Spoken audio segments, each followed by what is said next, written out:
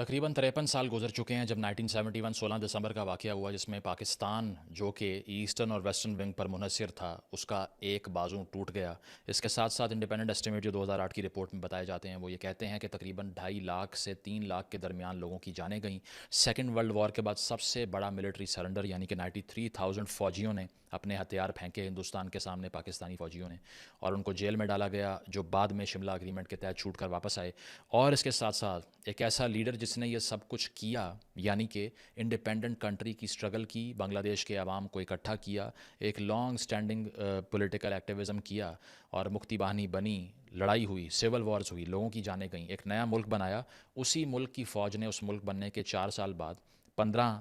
اگست 1975 کو شیخ مجیب کے گھر کا محاصرہ کر لیا، ٹینکوں سے حملے کیے، 47 لوگوں کو مار دیا۔ مرنے سے پہلے فیمسلی شیخ مجیب نے اپنے ہی ایک بنگالی فوجی کو کہا، even the Pakistan army could not dare to kill me, how could you do that؟ Pakistani فوج بھی مجھے مار نہیں سکی تھی اور تم اب مجھے مار دو گے، لیکن انہوں نے اسی لیے مار دیا۔ وہ کس لیے مارا وہ آگے چل کر بتائیں گے، لیکن یہ ڈیبیٹ آج تک سیٹل نہیں ہوئی کہ اس سارے فیاسکو میں، جس میں ایک بہت بڑی ہیومن کاسٹ بھی تھی، جس میں بہت سے لوگوں کی جانیں گئیں، ہزاروں لاکھوں لوگوں کی جانیں گئیں، اس کا ریسپانسبل کون ہے؟ آیا بھٹو صاحب اور ان کا ایگوئزم،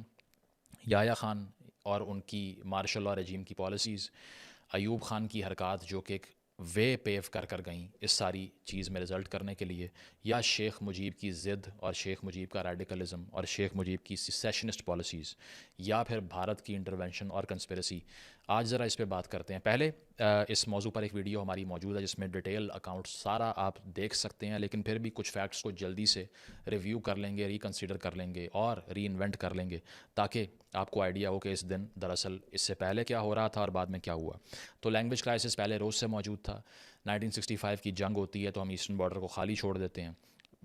اس کے علاوہ ہم یہ دیکھتے ہیں کہ فاطمہ جناح صاحبہ اور شیخ مجیب ایک دوسرے کو سپورٹ کرتے ہیں، لیکن کچھ نہیں ہوتا کیونکہ مارشل لاء لگ جاتا ہے۔ تو پاکستان کی ریاست ایسی نیچر اختیار کر چکی تھی کہ ایسٹ پاکستان کے پاس اتنے کارڈز تھے ہی نہیں کھیلنے کے لیے۔ 66 میں شیخ مجیب 6 نکات لے کر آتا ہے جس میں وہ کہتا ہے کہ ہمیں اپنی فوج رکھنے کا اختیار دیا جائے، ٹیکس کلیکشن کا اختیار دیا جائے، ہم وفاق کو پیسے دیں گے ٹیکس لینے کے بعد، اس کے علاوہ آزاد بین الاقوامی تعلقات یعنی کہ فارن ریلیشنز قائم کرنے کی پرمیشن دی جائے، اور ایک دو اور چیزیں تھیں کہ ایک اکاؤنٹ کھلوایا جائے۔ اس کو وہ اپنی ساری کیمپین کو ان 6 نکات پر بیس کرنا شروع کرتا ہے، اور اس کے بعد میں جب ہم دیکھتے ہیں کہ ایوب خان کی رجیم ان پاپولر ہوتی ہے، وہ چلا جاتا ہے، تو وہ اختیار بجائے قومی اسمبلی کے اسپیکر کو دینے کے وہ ایک اور مارشل لاء والے جرنیل کو دے کے چلا جاتا ہے، یحییٰ خان کو،